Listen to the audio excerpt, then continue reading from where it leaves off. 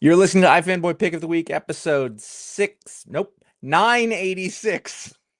All the numbers at this point, you can mix them up and they're all too high. Right. Episode 986. I'm Josh Flanagan. I'm here with my co-host, Connor Kilpatrick. It's too many. It's too Doesn't many. make sense. Doesn't make sense. It's too many comics. Oh, yeah. Too many. We're going to talk about that. It's too many shows. You know what there isn't enough of?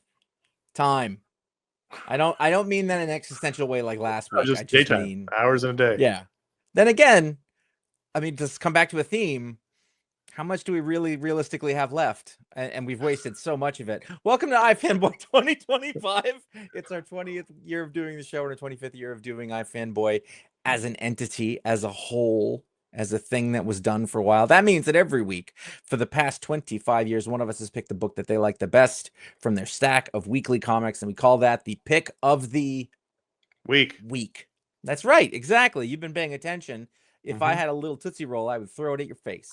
We're going to talk about that book, other books from the week, the Patron Pick, listener mail. It'll be fun. Here's your spoiler warning. Exercise caution. Connor, you, thankfully, with great mercy from above, had the pick of the week. I had the pick, and before it's revealed, even though it's on the title of the show, a couple weeks, was it 2 weeks ago? We got an email asking if we should be reading fewer books to increase our enjoyment, and we were like, A, doing the show doesn't work that way, but B, also 30 weeks is like 30 books a week is like a weird anomaly. Well, that turned out to be like a bad idea to say out loud. So this week I had 30 books. Last week I had 20. That's a normal week. Week before 15, that's a normal week. Then 30, and then 30. So 1, 2, 3, 4. In the last 5 weeks, 3 of those weeks I've had 30 books. And that's a lot. That's too many. It's time to make some cuts, buddy. It's mostly indies. I'm reading way more indies than I was reading before. There's a lot more indie stuff out now. I think there's a little minor indie thing happening. I'm reading 9, 10 indie books a week now. Like indie thing happening, meaning they're finally making books again that we like. Well, there's good books. Or there's interesting books. And I'm trying things out that sound interesting. I won't continue on with them. But it's a lot. Although it didn't feel as overwhelming this week reading 30 books as it did the last time, which is strange considering. But only Josh knows what I'm talking about. Let's move on to the pick of the week, which is Batman and Robin Year 1, number 9. Called it. This is the Josh texted me on Wednesday. What day is today? Thursday. Texted me on Wednesday saying, "I know what the pick's going to be, and I know the page is going to make it the pick." And I hadn't at this point read any DC books yet, and I figured it was one of 2 books he was talking about, and this was the one. I mean, this is my favorite book. I picked the number 8 as the pick of the week. Number 4. This is the 3rd time it's been picked this year. And you know what? That page was great, and we're going to talk about it in a second. But also the cliffhanger. There was a twist at the end that I didn't see coming, which just sort of changes the whole setup of the book itself, which was great. I mean, we've been doing a lot of, I don't want to say slow, and I don't want to say meditative stuff here, but we've been just sort of living in the world, and now I think things are speeding up. We've turned the corner. We're into the final act of the story, and so things should be happening quicker. It starts off with a gathering of Gotham's mafia families. So we have some, nice callbacks from when I was a kid. Rupert Thorne, Carmine Falcone from Year 1, and some other people who's, I think made it for the story. Edgar Giacomo and Angelo Beretti and people like that. They get attacked because the general, the villain of this book, is trying to take over Gotham's underworld. And he's been set up as the villain the entire time. Yeah, I think Rupert Thorne is of the Wasp. I was the Wasp mob. Literally, that was the joke. Yeah, he's the Wasp mob. Wow, we are. There's the Italians, and then there's the one Wasp family still holding on from the 1700s. I want to say I interrupted you in the middle of something. I said a half a word, and you said exactly what I was going to say. Well, I thought about that. Because, he was the mob guy in the comics when I was reading the Bronze Age when I was a kid. So I didn't even think about it, but I did stop while reading this and go, all these guys are Italian, but Rupert Thorne sounds like a Wasp to me. Yes, so, he has that North Mid-Atlantic accent, like Kate Hepburn. Yes, he sounds or George Plimpton. George Plimpton. He actually sounds exactly like George Plimpton in my head. I can't do it. I'm thinking really hard about it, and I was like, I can't do it. Which is strange because they used to teach everyone how to do that. Anyway, so we have they're attacked by the general's mutation dude, the big dudes. He's been mutating, Batman and Robin help save the day. Batman and Robin still have some conflict going on. It's still year one in their relationship, and so Dick isn't doing things exactly the way Batman wants them to be done. And so two things happen. One, they get home, and Dick goes off to pout a little bit because he doesn't like that he keeps getting criticized and reprimanded out on missions. And then has a wonderful heart-to-heart with Alfred. Again, we can bring back anyone. Why can't we bring back Alfred? And then I would go so far as to say, outside of Dick Grayson, he's the most important Batman character. I think you could Dick Grayson him are maybe on the same level, but I'd put Alfred ahead of any of the other Robins or even Joker. Any of the characters, the most important character to fulfill that world is Alfred, and it's a problem to not. It's a huge problem. Also, a huge amount of operational insecurity with Dick walking around in a costume in the manner. But Alfred comes to him and says, "Hey, this is the anniversary of your parents' death, and I haven't really seen you mourn them. I haven't seen you upset." And, well, hold on, and that is important. Yeah. But the page where that happens, the first panel is like a close up on some tennis balls, and then you pull away, and he's juggling 7 balls, and he's like, "Oh, you're up to 7." And Dick is just kind of ignoring him. And then the last panel, the hammer drops and said, "Today would have been your mother's birthday." Oh, right. First panel on the next page is a close up of the balls hitting the ground. Yep. Puck, puck, puck, puck, with that POK sound effect. Yep. That is comic book storytelling. The storytelling is wonderful. We talk about this a lot. That is a perfect example of it. And even then you get into the next page, Dick says the thing that he says. He has an emotional outburst, and then the next panel is Alfred with a sort of stunned face. Right. I swear you can hear the music sting.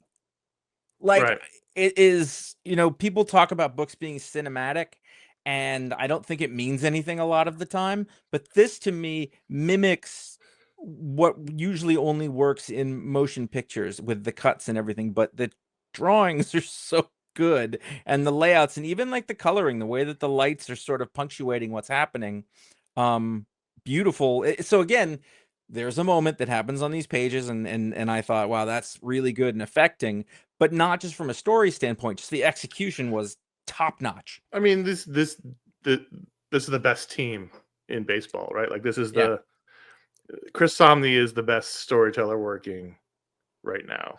He is always, and he's been for a long time. And there's people who are as good as him, but there's nobody better than him. Mm-hmm.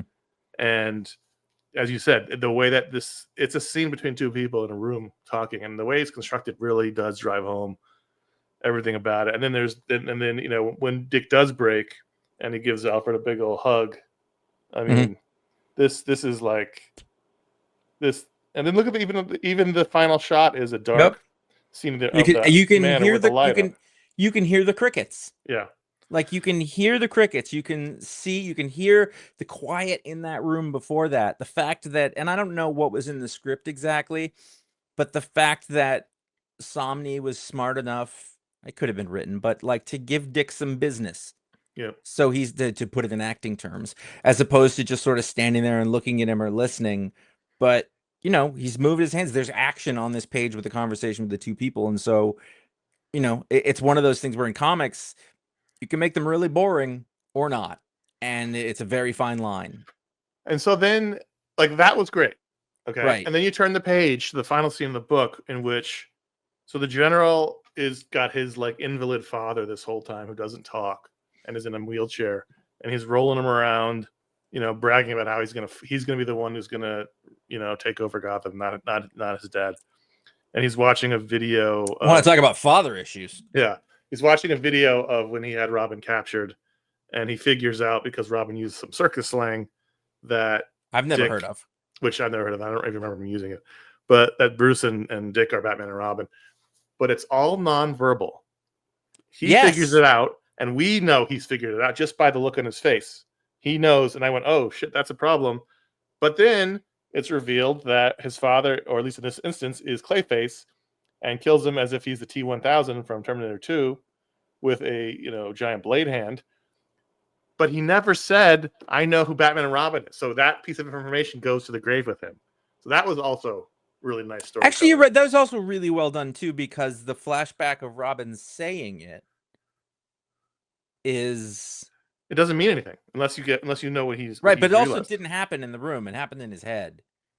You know, like Right. so he He's goes so thinking far about as it. to You're say right. He's not Robin watching the video. said He's thinking something about once. it. Yeah. I didn't give it a thought at the time. What was it? He remembers it. You hear Robin say it in his head. He looks it up. I mean, to be fair, and if I'm Clayface, right, and he comes in, he's like, I really can't figure out who it is, and then he looks on the computer screen and he sees Wayne and Grayson, then maybe but the computer but no, breaks. they broke the computer. They cover all their bases here. It's because they're pros. It's a wonderful revelation where you go, oh shit, but then the guy's killed without revealing the information, and now the bad guys who are in this point Clayface and Two Face. It's all the faces. False Face will show up in a minute. And they don't know the information. It was just so well done, that final scene, because you think it's such a big deal that he's figured this out, but then he gets shockingly killed, and the bad guys. It was just this issue was just very well done. I think what's fun about this book is that there's a lot of books that are very good, and we pick them and we get to talk about them over and over again. And like, so for example, when we do Fantastic Four, the through line is you're like, well, man, this was imaginative and they did this crazy thing and it was really fun, but that does get hard to keep talking about. Yeah. This one's just like toolbox, like architecture digest, which is like, well, look how he did this thing. It's much more studying. The stories are great, the characterizations are great, all that's fine, but there's so much in here where comics should work that you don't notice anything. Right. But once you do, you take a couple of masters like this, and then you get to sort of like, wait, why does this work? What's great about this? And and that to me never gets boring. Yeah. And I'm sad that we're at the final 3 issues, but this has been wonderful. I know these guys aren't going to do a book like this forever, and I know no one does books forever anymore. But this is going to be such a wonderful 12-issue trade to give to people. There should be 365 issues. It's 1 year. It should be. Crime never sleeps. I'm just thinking. So this will end October, man.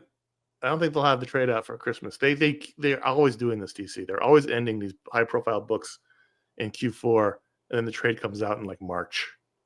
And it's just like, I know I mentioned gifts. I give comics a lot for Christmas. I do. That is really your bar for whether a book is good. But no, that like I'm always thinking my friends who don't read comics anymore but like comics would love this. Right.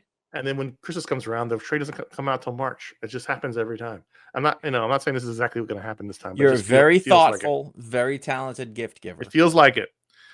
So I want to talk about Godzilla Destroys the Marvel Universe #1 with you, because this violates what you said earlier, which was you really liked the Marvel Godzilla one-shots because they weren't telling a story. They were just doing a one-shot as opposed to the DC one. And now here we are with the Godzilla 6. By the way, have we ever talked about Godzilla this much in our lives as we have in the last couple months? Not on purpose. So this is now, I think, a 6-issue miniseries, Godzilla Destroys the Marvel Universe. Are 6? I think it said 6. I have to look it up. That's too many.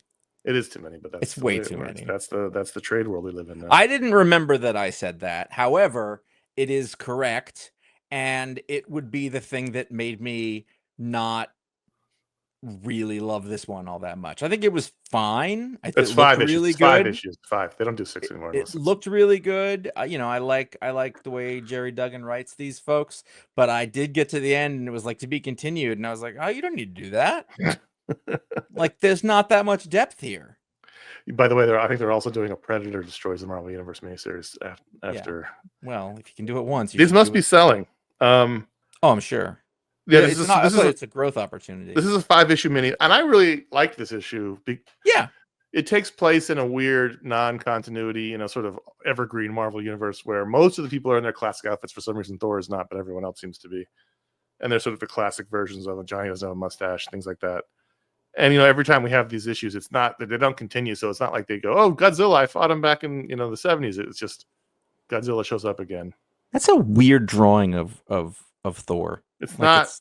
It's not a great.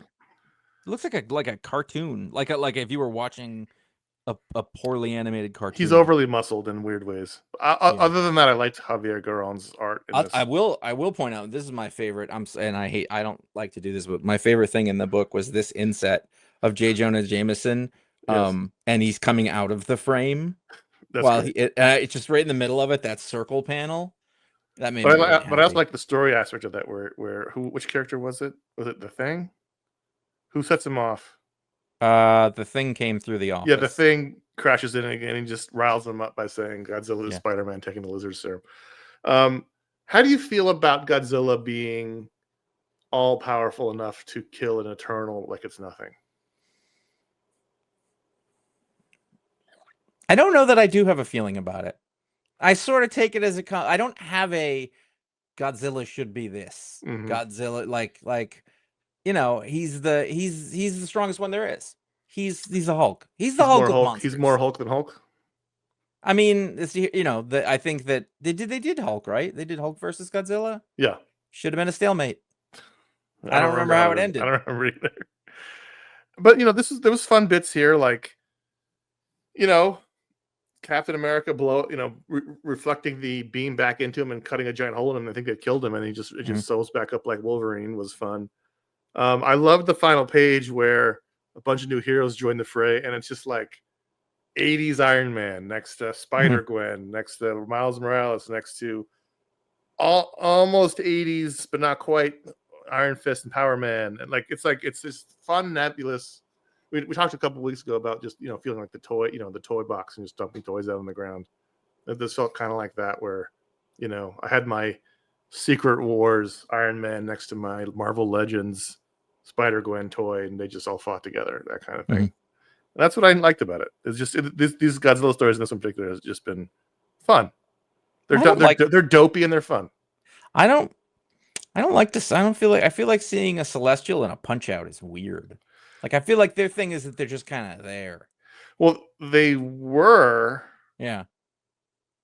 And then Godzilla attacked him.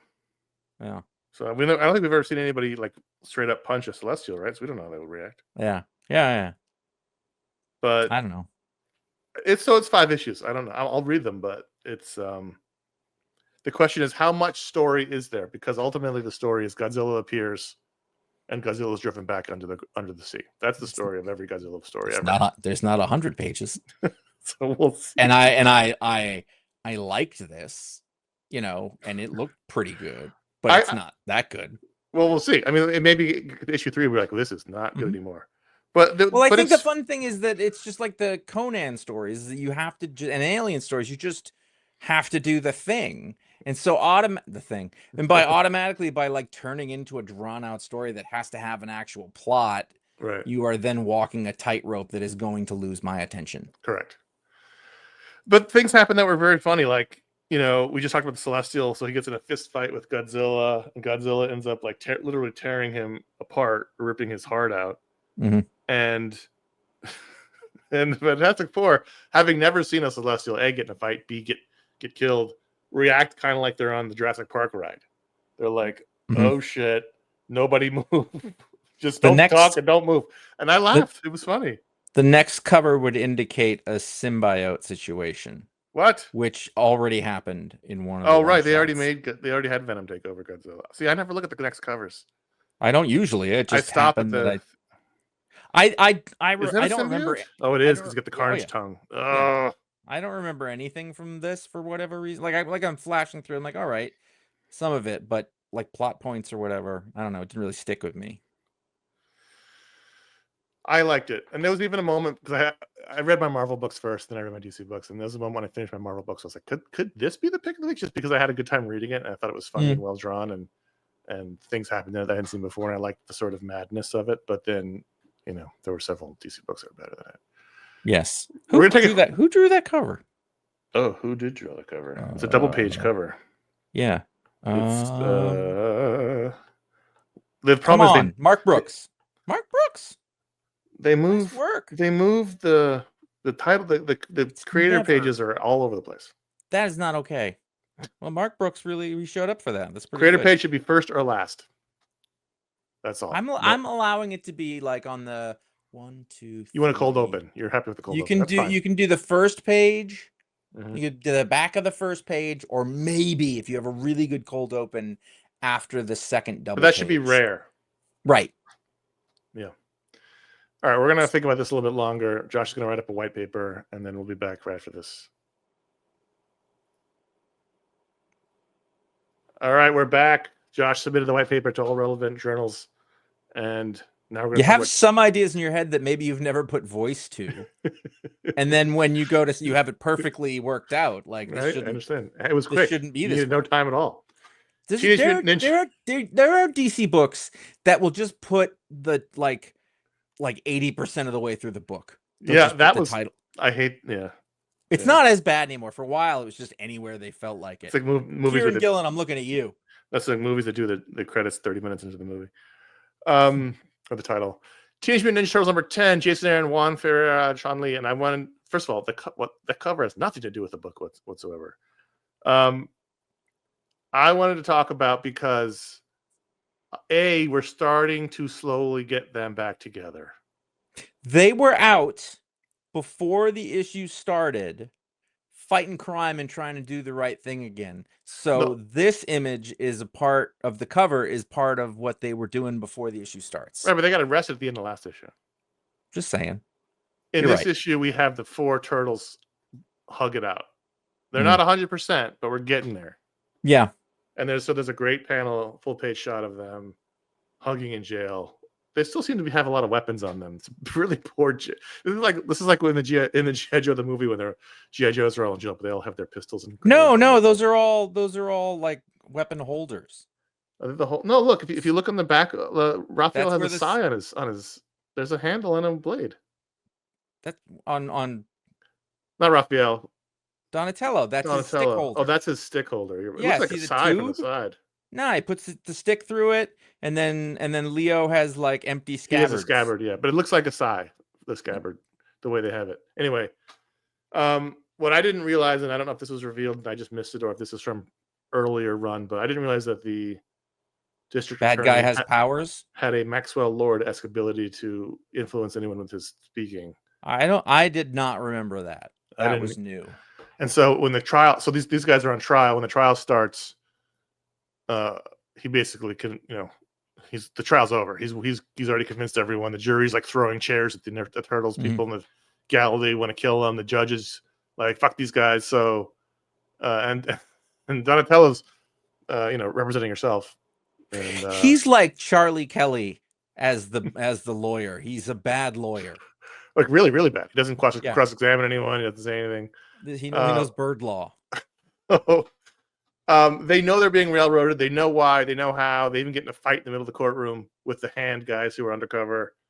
Or the fist, the foot. I do this every time.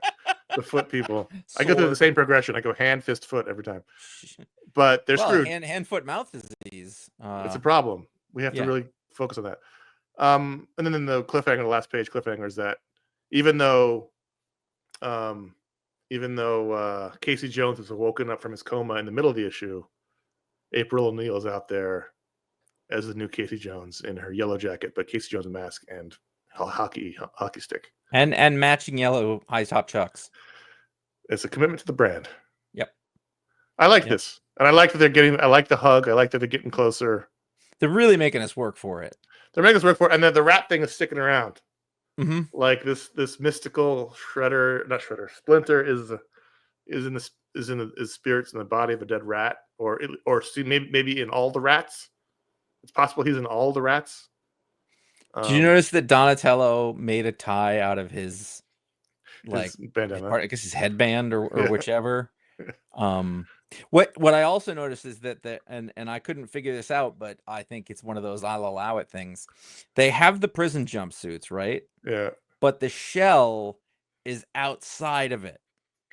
So that means they took the shell off, put the jumpsuits on, put the shell back. Then why is a shell is a vest? It doesn't. The shell goes all the way around. But not in these turtles. Listen.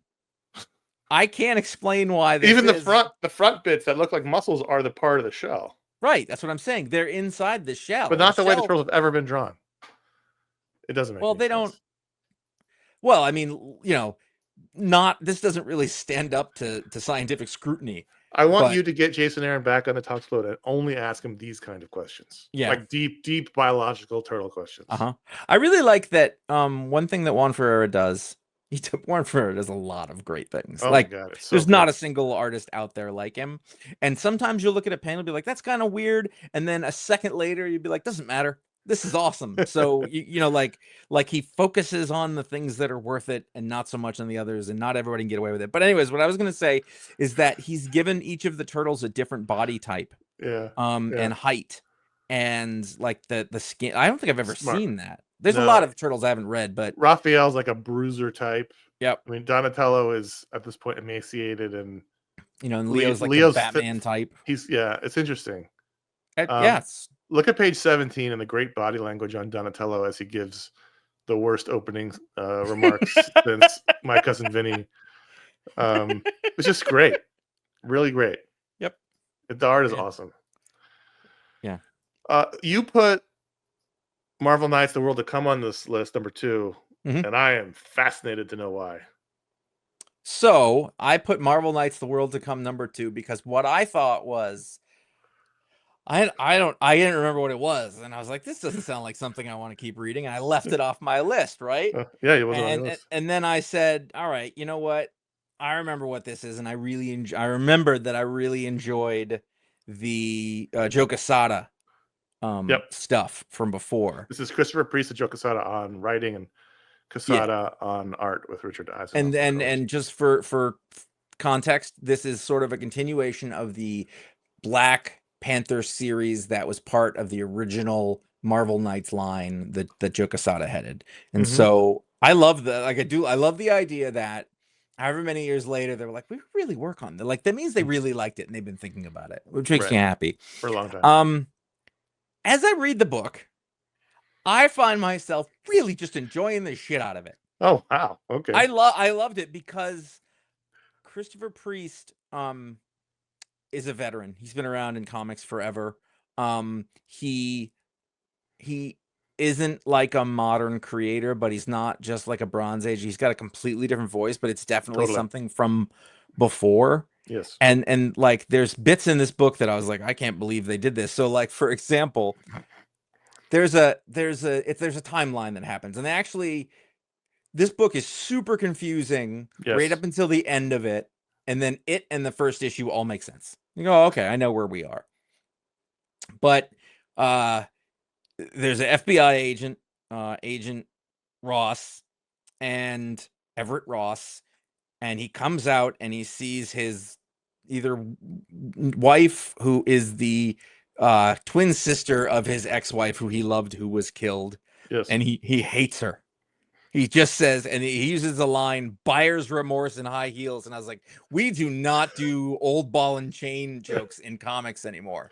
Or anywhere, really. And like, she's a little chubby. She's annoying. He did this thing with her dialogue where at the end and the beginning of many sentences, she says, right? And I was like, oh. And he drives a Pinto because this is 40 something years ago.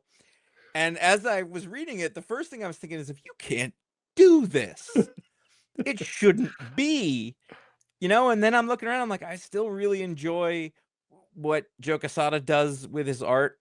And I just liked that it was like, this is this writer's own thing. And he is a Black writer who has been making comics, in a much wider version of the world for a very long time. And he kind of just does what he wants. And he's got, I don't know. I can't fully explain why I enjoyed it, but as it came together and finally it made sense why there was this white guy who is the son of Chala, I just went, well, this is bold.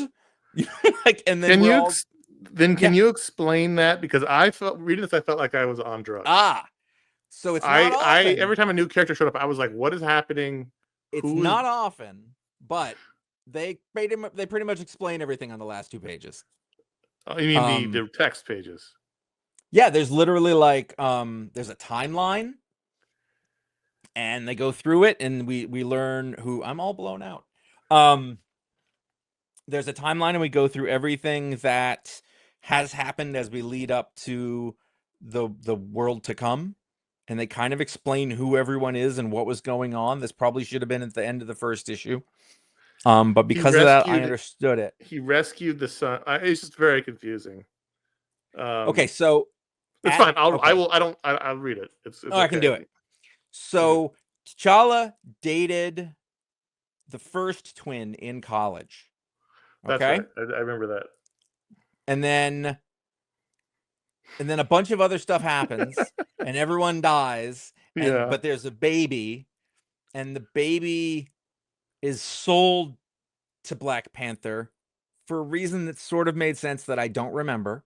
And he raised him as his own son. Now, he was not supposed to be able to be the Black Panther, but he found a loophole, which is if you challenge the king, Sure. Like we then saw that you in the can movie. be Black Panther. Because normally it would be heredity that would determine he would become the Black Panther, but he was not Wakanda, so that was not going to happen.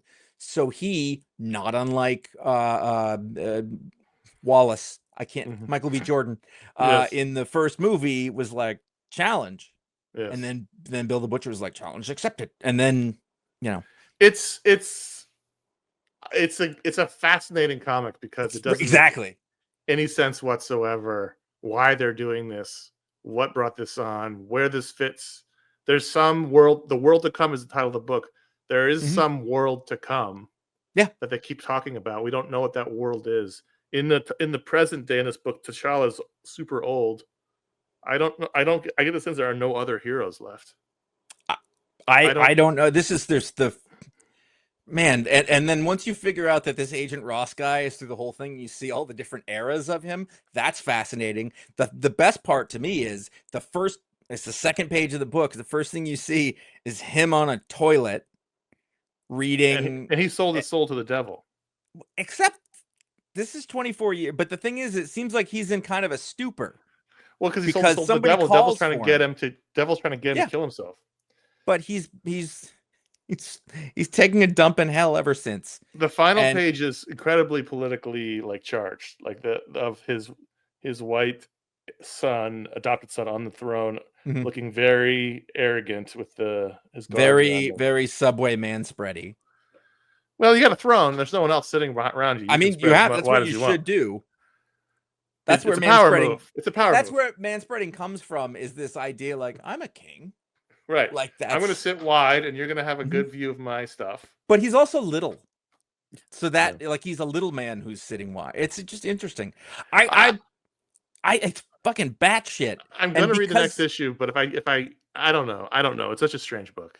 It's a strange book. Listen, batshit doesn't always work for me. Most of the time it doesn't. I just know that by the time I got to the end of it, I was like, I don't know what I was expecting, but it wasn't this. And also there's a large amount of, and I could be reading into this, but I feel like Christopher Priest and certainly Joe Quesada, they don't give a fuck. No, they don't. They don't give a single fuck. Joe Quesada reached the top of the mountain, and now what are they going to do? He can do what he wants. He's this weird ass book. And he's drawing. I mean, we haven't seen this much Joe Quesada art in decades. Which means he cares.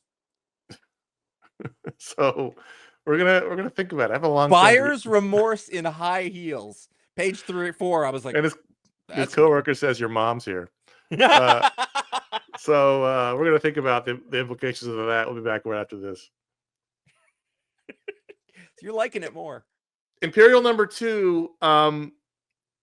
Hickman and Vincentini and Coelho. When I started reading it and I was like, I don't remember what happened really, but then I caught up, and the first half of this book I didn't remember at all. The first it's I didn't remember what the book was at all. Yeah, the first half I was like, what is happening? I don't like this. The second half I was like, oh, I understand what's happening. I do like this. And by the end of it, I was like, this is great. but I fear this is going to be the arc I go through every issue because I'm going to forget. And it's so complex, but in a good way once you remember everything. I think a little part of me gets this slightly mixed up with that Gods series that Hickman just finished. So every time that would come up, I'd be like, what is this? So when I see this, I was like, maybe this is that. I don't know. Well, this should be up your alley because you and Ron were the Marvel Cosmic guys way back when Nova and Guardians of the Galaxy was coming out. You guys were all about these worlds and characters. This is all the Kree and the Well, Skrulls and here's the thing, and this is gonna sound Shi'ar. weird. This is gonna sound weird given what I just said. Yep. I don't love Wakanda. I don't love Wakanda in the galactic out in space sense. Yep. They take over everything they do, and they are always the absolute good and the absolute Right. most inventive, and so it's not that interesting. And it's not surprising when you find out they weren't the bad guys, as was Exactly. hinted at in the first issue. You find out Exactly. here And they were framed for all the galactic assassinations that happened in issue 1, and here it's implied. You tell me if I'm right, that A, the first it's revealed it was the Skrulls, it's always the Skrulls, and then B, it seems to be some sort of breakout faction of the Kree, and so the Kree, Shi'ar. the Shi'ar, was it the Shi'ar or was the Kree?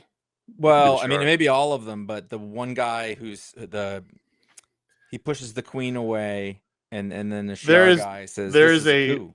This is like Star Trek 6. There's like a faction of aliens that have come together because they don't like what's happening, and they've killed everyone in charge. And then at the end, it's the game. What's his name? Games Master. That's got to be him, right? That looks like right. The collector or the Games Master. One of those two guys. I think Game Master, not collector, because he talks Master. about the game. Games Master makes more sense. Yeah. I don't want all that. Like the cosmic stuff that we were talking about was like Guardians going through the galaxy, finding some stuff going on, and then Nova, and then the threat was a nihilist or something like that. Master, and I don't find Wakandan politics all that interesting. I like in space, like they took over the universe in like during Chala's lifetime. And he's off doing this stuff, but he's also, I mean, I get every comic's like that where Batman's I know. But it seems like being the imperial ruler of a cosmic empire should take up all of your time. And all the characters from there are also down on the Earth and other books. It's just like weird. Like, are they, like, where are they? It's just weird. Like, if you choose to make them a galactic empire, then they should all be in that world.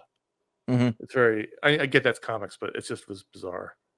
I also just, and they never ever mention it in other books. I don't think that they've sorted out.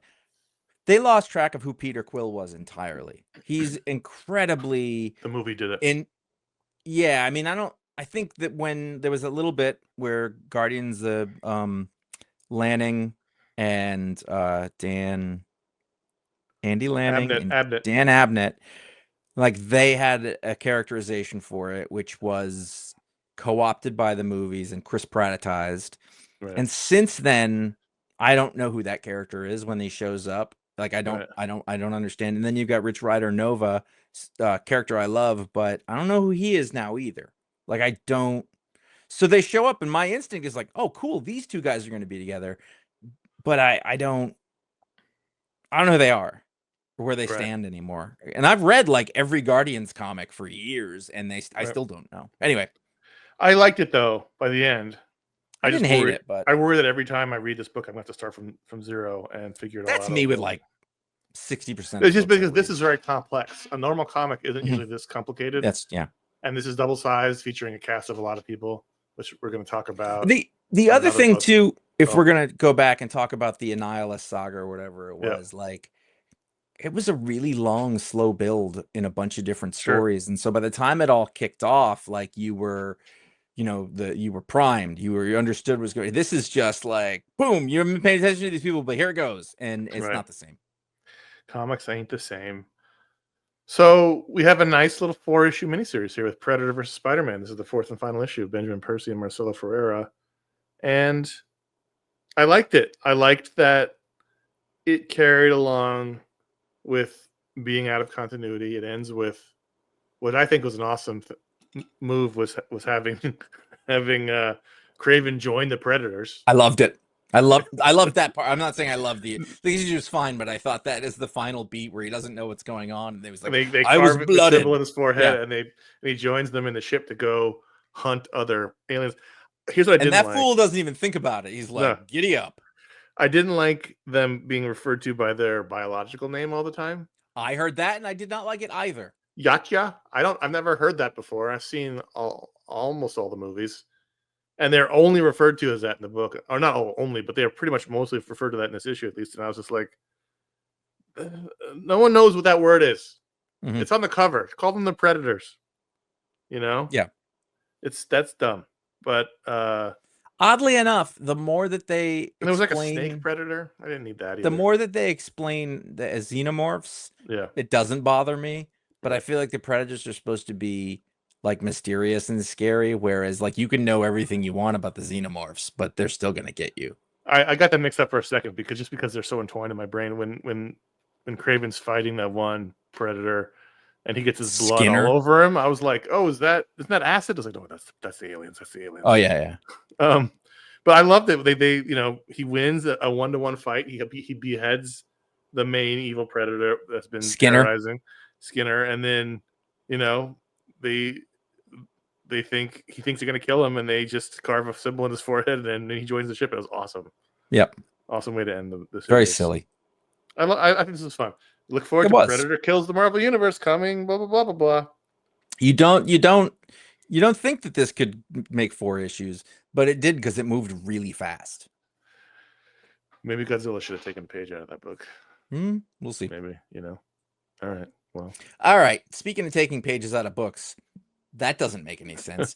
This show is listener supported and viewer supported. You can directly support the show, become a part of a great community on Discord and Facebook. You can vote on the patron pick. These are things, if you become a patron, you can get a patron power live on the show. It's at the $5 or higher level. You can join the monthly patron hangout, which is a live shoot the shit gab fest. Rarely about comics. People, new patrons come on very confused at their first hangout. We're not talking about comics at all. We talk about whatever we feel like. Comics. That's what this is for. The other things are for other things. $10 or higher, you will get an ad-free version of all of our shows. Plus, you will get the Pick of the Week show a day early on Saturday, and you'll have access to the iFanboy after show on Sundays, where we talk about all the books that didn't make this show's rundown that came out this week. Also, there's a discount if you sign up for a full year. You can now send or receive gift memberships. Oh my God, it's not you, it's me. Patreon.com/ifanboy/gift for on that. ifanboy.threadless.com is our merch store where we have 22 designs on t-shirts and more. Two more are coming very, very, very, well, very by soon. the time you hear this, there may be a new shirt. Yeah. We were going to launch it on the 18th. This show comes out on the 20th, but there may be a few days delay on that. So there's a new shirt coming, whether or not you can buy it right now. Right. We'll find. You'll for There's sure. also stuff in there. Go check through them again if you haven't in a little bit, because I'm proud of some of the stuff that's in there. Some of it. No, but there's a lot of options. Go to ifanboy.com/support for a direct donation link via PayPal if you want to help that way. ifanboy.com/Amazon is a general shopping link. It's our affiliate link. You can do that. Bookshop.org is a bookstore aggregator for ordering books, and we put those on the website where we can. They don't do issues, so I'm making excuses, but there it is. So we will use that where appropriate. We like what they do. Moving along. The cover to this issue of Batman Superman's World Finest number 41 says, "Because you am not demanded at Bizarre World and back," and the groan I let out when I saw this, and I did not ask for this. In fact, I asked for the opposite, and I realized that may have been my mistake because I was talking about Bizarre World. And when I said I didn't want it, they may have thought that meant I did. But I hate this so much. I should love it. I should love everything about Bizarre World. But I think it's because no matter who is doing it, it's so internally inconsistent. I never know. Like, they don't actually act opposite. It's just, and then they don't actually talk opposite. Okay. I hate it. I just hate it. It makes my skin crawl. So I'm a loud one. I saw this cover and I went, I don't want to read this. I may have even said it out loud. And I was like, it's Mark Waid though, so we'll have to do that. And I know what you're saying. And they say runaway, beast, whatever it is, like there's literally no way to square all of the opposites, both in language and in deed. It's not possible. And the second you start thinking about it, it's bad.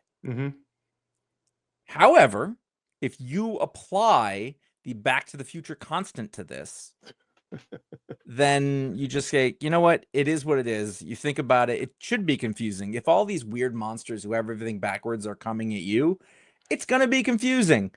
And I think, despite myself to a certain extent, I enjoyed this. I enjoyed the art. I liked that there was a story that, was made out of it. I liked how Robin was completely baffled the entire time. And like sort of the way that it was staged is that like he kind of wakes up and everything's going crazy and he's alone. He doesn't know where it is, and he's like, what is, he's scared. And it's, this Dick Grayson Robin has been fantastic through this whole series. And like the other thing is that like Batman and Superman have no time for talk. Like they would like, this is bad shit. We need to get moving and get, we'll talk about it later, yeah, I despite myself, I did enjoy it and I was surprised by that. So that's what I wanted to mention. I think it's very interesting that everyone outside of comics just basically says nope, because whenever they do Bizarro in live action, it's always a failed clone version from Man of Steel. They did it in Smallville. They did it basically in Superman, the movie, like the new one. Like they just say, I'm not touching this cube planet with the fucking backwards talking people. You have to lean in. Yeah, this would not work for the And general public. I think that's why this worked, is that like Mark Waid leans it. He's not explaining shit. It is what it is. Yeah. I go back and forth on Adrian 2 issues. Gutierrez. I'll give you 2 issues. Right. It said part 1. I was like, oh God, how long is this going to be? Redcoat number 13 I wanted to mention because we really do get a lot of things happening here. You got one big thing happening here for sure. There's many big things happen, but a lot of things are happening as we barrel towards this crossover story that John seems to be building towards with his characters. But we're dealing with this time traveler, the Northerner, who is wearing a Union outfit. He's black. He shows up with a duffel bag full of modern weapons and things, and he's clearly from the future.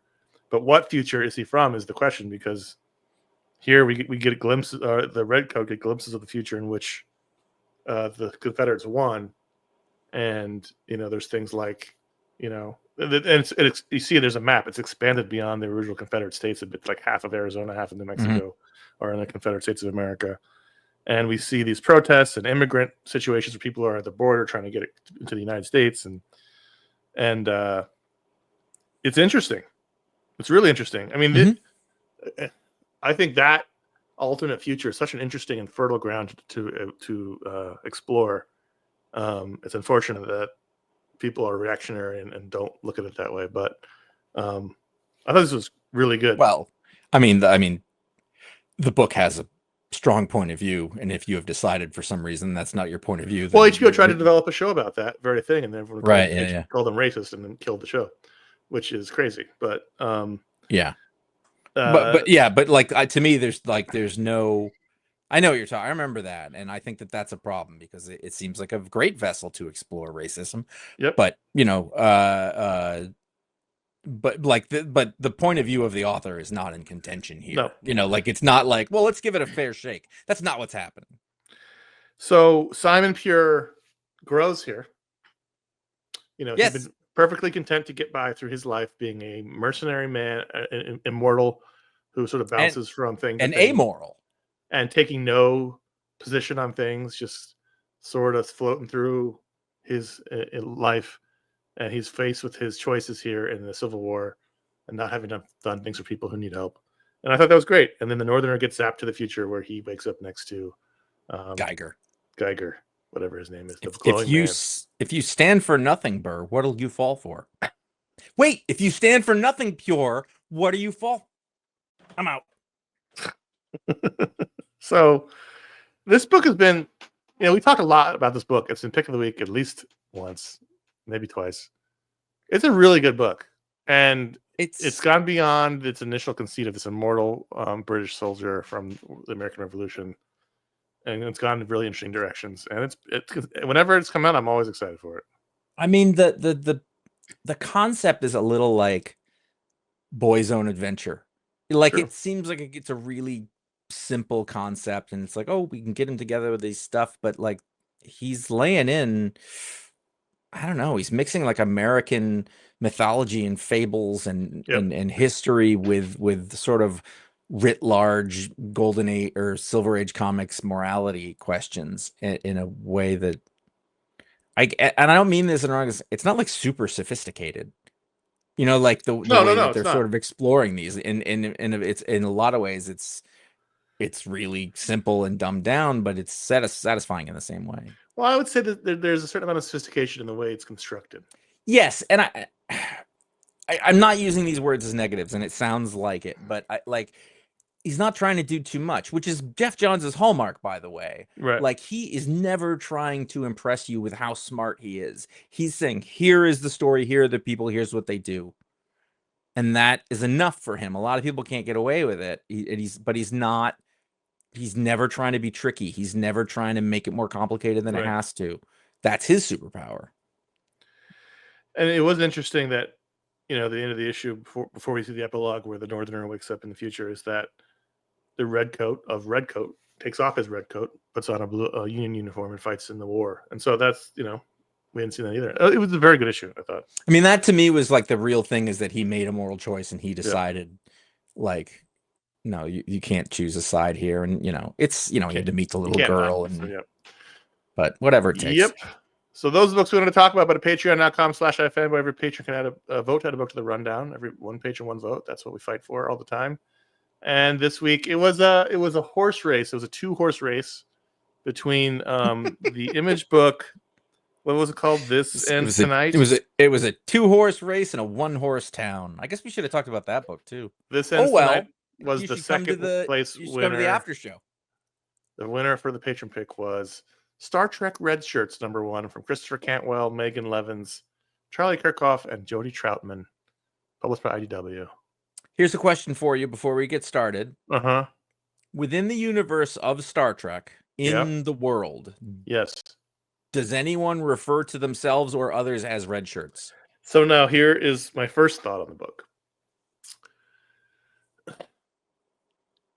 First of all, I don't know the answer because I'm a original universe what is it, originalist. So I don't watch the new stuff. I don't watch the new shows. I only watch the Does it originalist, does that includes some Next Generation? No, that includes all of that. Where from Star Trek in the 60s through to the end of the Picard miniseries, which was, we've been having this one story with the actors all playing the characters for 40 years, and it ended.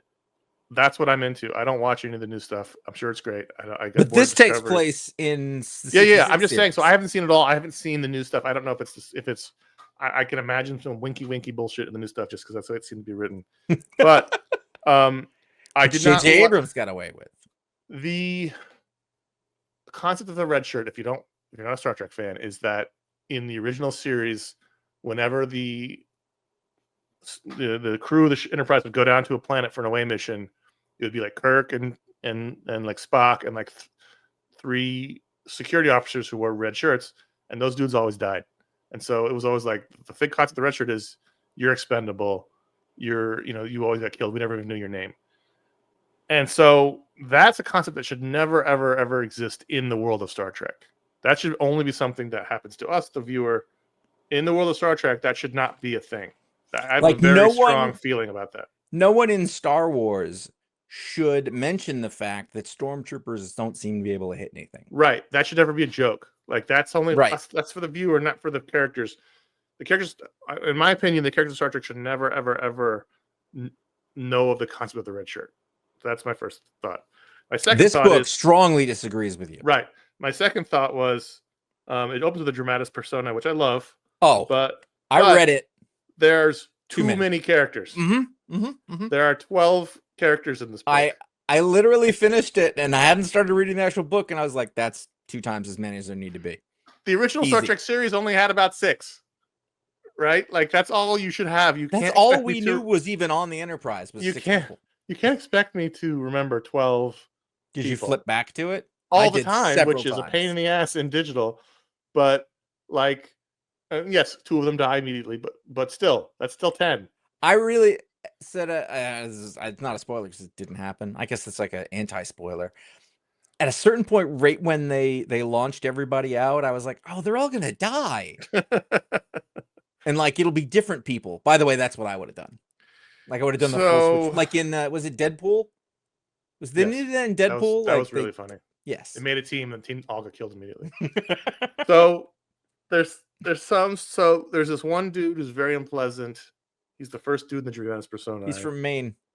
And he's It our says age. he's a Maine lumberjack, and I was like, how much logging is still going on Earth at this point? Right, you're still making things out of wood. Yeah.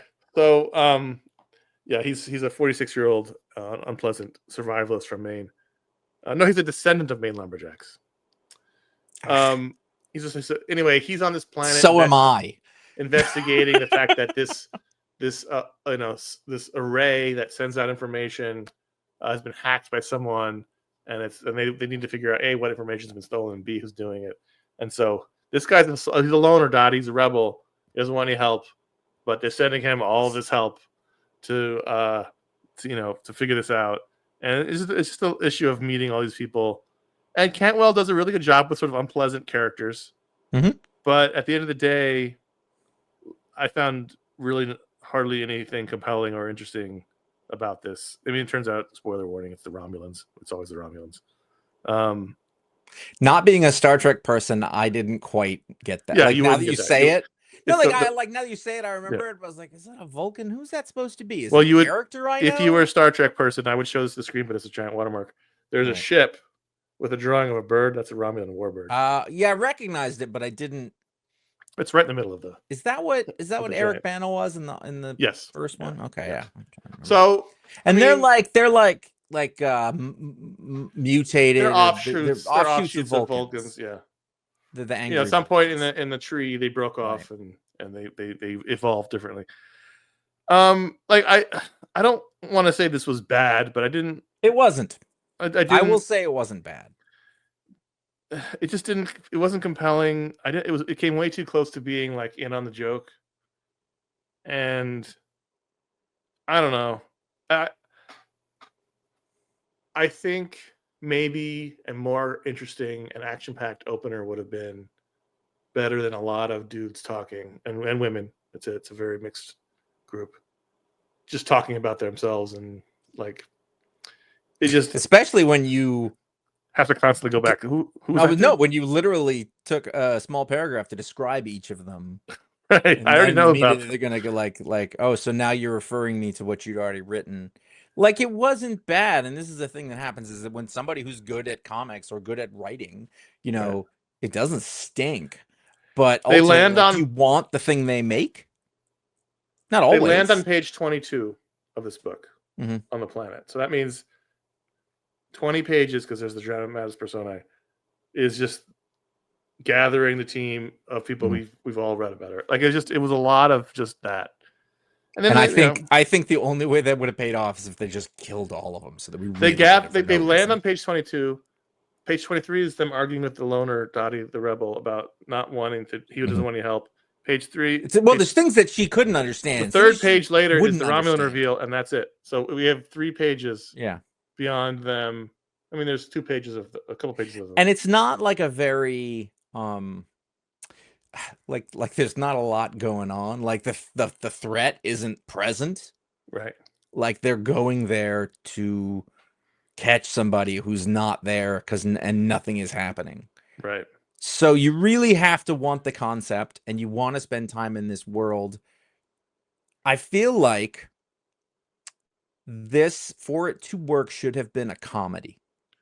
And it wasn't quite done like that. Either a comedy or it needed to be more of an action adventure story. Like, yes, drop us in the middle of the action and not spend 20 pages setting up. Because that's, first of all, I don't know if there's any evidence people who aren't hardcore Star Trek fans reading Star Trek comics, but if you're just a casual person and you pick this up, there's not a whole lot to get you to pick up the second issue. Well, it doesn't feel like you're in the 66 era, the way that people talk and look. Right. Yeah. So like it'd be one thing you could do that with art. You can do that with all sorts of you give it like a feeling of being in that time. I was happy it was in that era, but it didn't seem like it. Yeah. For me too, but then it didn't really pay off in that way. Is sort of the point. So if you're gonna do it, unless you're trying to make that part seem modern, And I think the thing is it's trying to make a comment on red shirts and comparing them to like infantry, basically, but without showing it. They told you about it. They told you what they think. They told you what they think of others. They told us That's what I mean. everything. Show us They through showed that, no, through yeah, the they story. didn't like right. No, I think that's correct. I Yeah. think that would have made it. I didn't read this and be like, oh, this is a piece of shit. No, And I didn't either. I've read Star Trek books and I'm like, I don't know what the fuck this is. This is a piece of shit. You know, licensed books have good people doing them, and there is a difference between talented, experienced veteran comic creators and, you know, lowest dollar guy who wants to break in. Sure. Huge difference. And that shows here, but it's a flawed premise. Agreed. It doesn't, at least to my interest.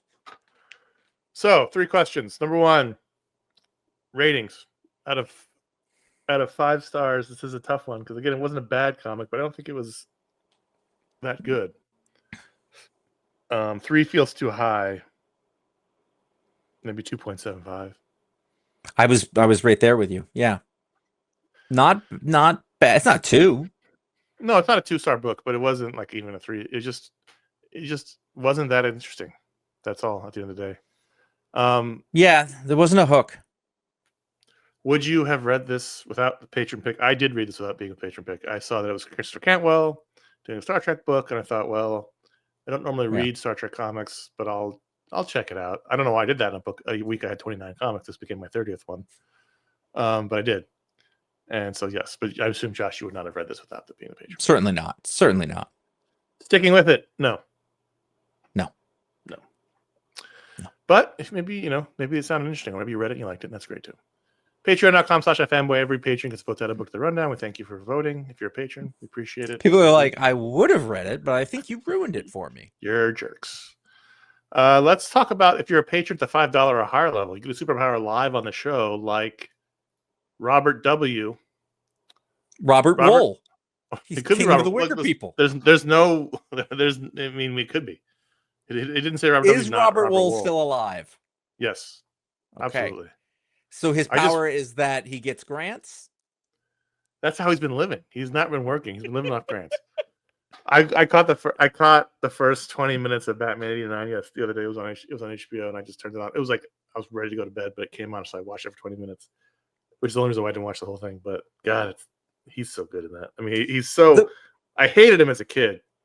I was like, this guy shouldn't be in this movie. But I didn't hate him, but I had to work really hard to like him. Right. If that makes sense. I really wanted to like it, but I didn't quite make sense to me. But now I'll say with the best. I know we have a thing to do. The best part of that movie then and now that has not changed for me, and no one talks about it. I've looked for GIFs of this. It's hard to find the clip. Yeah. But when he tries to tell Vicky Vale, and he goes, like a regular guy. He gets up in the morning. Yeah. He has breakfast. And he's just, it's the most non-Bruce Wayne thing that's ever happened.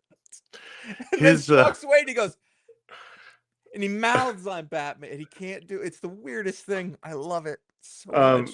Robert Wuhl's last role was Davey Wilson on the Saturday Night Live movie. So he's still working sometimes. Anyway, Robert Wuhl or Robert W. or whoever you are. Sorry, Robert. When you get up in the morning, Robert can like a dial, like a mental dial, raise and lower the levels of empathy in a person. So he can make you incredibly empathetic, or he can make you a sociopath, like just by mentally changing it. Right. In a person, he's got to be with the person. So like it's not a permanent. Well, it's permanent until he dials it back. Okay. What I'm saying is he can't watch television.